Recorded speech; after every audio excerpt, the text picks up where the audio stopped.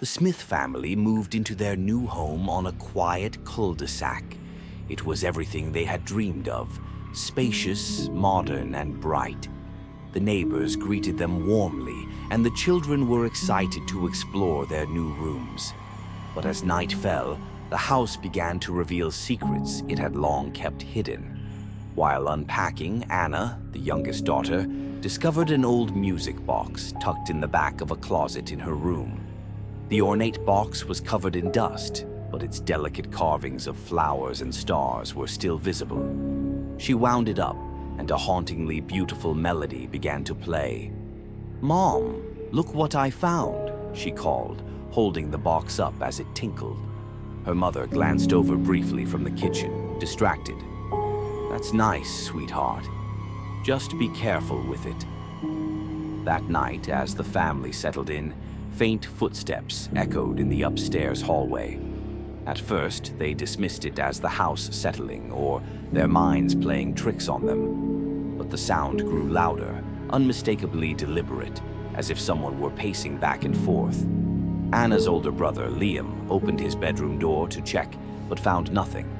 "Probably just pipes," he muttered, shutting the door. In Anna's room, the atmosphere felt colder than the rest of the house. She lay in bed, clutching the music box, its tune still stuck in her head. Suddenly, her bedroom door creaked open slowly. She sat up, heart pounding. "Mom?" she whispered. No one answered. The next morning at breakfast, Anna looked pale and tired. "I saw a boy in my room last night," she said quietly. "He was standing at the foot of my bed. He said his name is Timmy, and he's sad because his family is gone." Her parents exchanged uneasy glances. "It's just a bad dream, honey," her father said, trying to reassure her. But as the day went on, more strange things happened. The music box began playing by itself in the living room, even though no one had touched it. The lights flickered erratically, and cold spots seemed to move through the house. At one point, Liam heard whispers coming from the basement, but when he checked, it was empty. By the third night, the tension in the house was palpable. Anna's mother decided to lock the music box in a cabinet, hoping to stop its eerie influence. "There," she said firmly. "No more music box, no more strange happenings." But that night, the faint melody seeped through the locked cabinet, echoing down the hallway. It was as if the music box wanted to be heard. Liam began researching the house online. He discovered that it had a dark history. Decades ago, a fire had consumed the property, claiming the lives of a young family. The only surviving artifact recovered from the rubble was a music box. Liam shared this with his parents, who grew even more uneasy. "We need to leave," his mother said, but his father hesitated. "We've just moved in. Maybe we're overreacting." As the days passed, Anna's behavior began to change. She grew quiet and withdrawn, often staring off into space while humming the melody from the music box. Her once bright laughter was replaced by an unsettling silence.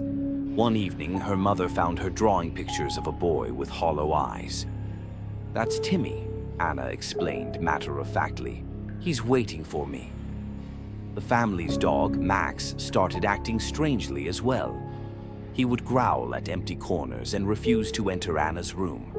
One night, he barked furiously at the attic door, his fur bristling. When Liam and his father investigated, they found nothing but dusty boxes and cobwebs. However, the air felt heavy, as if the attic itself was watching them. That night, the family agreed to stay together in the living room. They dragged mattresses and blankets downstairs, hoping safety lay in numbers. Around midnight, Anna disappeared. Her absence was discovered when her mother woke up to an unnatural chill. "Anna," she called, her voice trembling. The family searched the house, their fear mounting with every empty room. They finally found her in the attic, sitting cross-legged on the dusty floor. She was staring blankly at the music box, which was playing its eerie tune. Her lips moved, murmuring softly. "Timmy says he's taking me to see his family," she said in a monotone voice. Around her, the air seemed to pulse with a malevolent energy. Her father scooped her up and carried her downstairs, but the strange occurrences intensified. Doors slammed shut on their own, objects flew off shelves, and the whispers turned into angry shouts. The house seemed alive, its walls vibrating with rage. The family barely managed to grab their essentials before fleeing the house in the dead of night. In the aftermath, they sought answers from a local historian. What they discovered chilled them to the bone. The family that had lived in the house before, a couple and their young son Timmy, had perished in a tragic fire. Timmy had been obsessed with his music box, a gift from his grandmother. It was said that he played it every night before bed. The historian explained that over the years, others who had lived in the house reported hearing the same haunting melody, often accompanied by sightings of a boy. Determined to rid themselves of the nightmare, the Smiths tried to sell the house, but no buyers were interested once they heard the rumors. The music box remained behind, locked in the attic, as if it were waiting for its next victim. Meanwhile, even in their new home, the Smiths couldn't escape the memory. At night, in the silence, they sometimes thought they heard faint tinkling notes, a haunting melody that refused to be forgotten.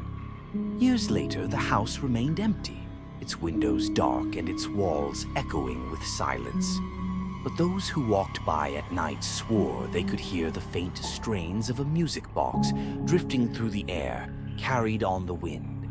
And in the attic, unseen but never truly gone, Timmy waited, his eternal vigil tied to the haunting melody of his favorite toy.